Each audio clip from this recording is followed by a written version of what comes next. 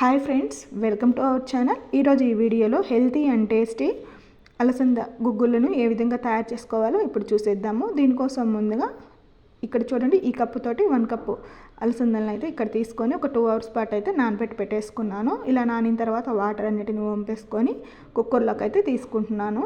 ఇలా తీసుకున్న తర్వాత ఇప్పుడు ఇందులో 1.5 కప్పు వాటర్ని అయితే యాడ్ చేసుకోవాలి. తర్వాత కొంచెం సాల్ట్ అనేది వేసుకొని మూత పెట్టేసి 2 విజిల్స్ అనేవి రానిచ్చి స్టవ్ ఆఫ్ చేసేసుకుందాము. ఇక ప్రెషర్ పోయాక దీనిలో ఎక్సెస్ వాటర్ ఏమన్నా ఉంటే ఇలా మనం వడగట్టేసుకుంటే సరిపోతుంది.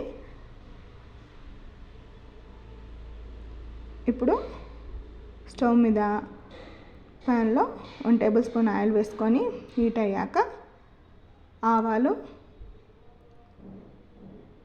జీలకర్ర, పచ్చెనపప్పు, అలాగే ఎండుమిర్చిని కూడా తుంచి వేసేసుకొని స్టవ్ని మీడియం ఫ్లేమ్లోనే పెట్టి వీటిని వేగించుకోవాలి. వెల్లుల్లి రెబ్బలను కూడా వేసేసుకొని చూడండి, ఇవన్నీ వేగాయి కదా. ఇప్పుడు ఇందులో కరివేపాకును కూడా వేసేసుకొని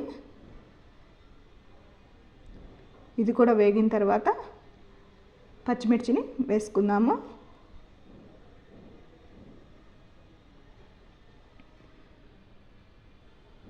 ఇప్పుడు ఇందులో కట్ చేసుకున్న ఉల్లిపాయ ముక్కలు కూడా వేసుకొని వేగించుకోవాలండి. మనకి ఆనియన్ అనేది మరీ ఎక్కువ ఫ్రై అవ్వనక్కర్లేదు, లైట్గా వేగి సరిపోతుంది. ఇప్పుడు ఇందులో కొంచెం సాల్ట్ వేసుకుందాము. మనం ఉడికించేటప్పుడు కొంచెం వేసుకున్నాం కాబట్టి ఇప్పుడు కొంచెం వేసుకుంటున్నాను. తర్వాత కొంచెం పసుపు కూడా వేసుకొని ఇంకొకసారి బాగా కలుపుకున్నాము. ఇది ఈ విధంగా వేగిన తర్వాత ఇప్పుడు మనం ఉడికించి పెట్టుకున్న అలసందలు కూడా వేసేసుకొని ఒకసారి బాగా కలిపేసుకుందామండి. మీరు ఇంకా స్పైసీగా కావాలనుకుంటే ఇందులో కొంచెం ధనియాల పొడి అలాగే కారం కూడా యాడ్ చేసుకోవచ్చు. ఇప్పుడు ఇందులో కొంచెం కొత్తిమీర,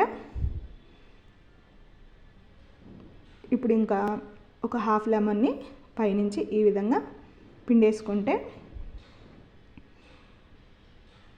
ఎంతో రుచిగా ఉండే అలసంద గుగ్గులు అనేవి రెడీ అయిపోతాయండి. దీన్ని బొబ్బర్లు అని కూడా అంటారు.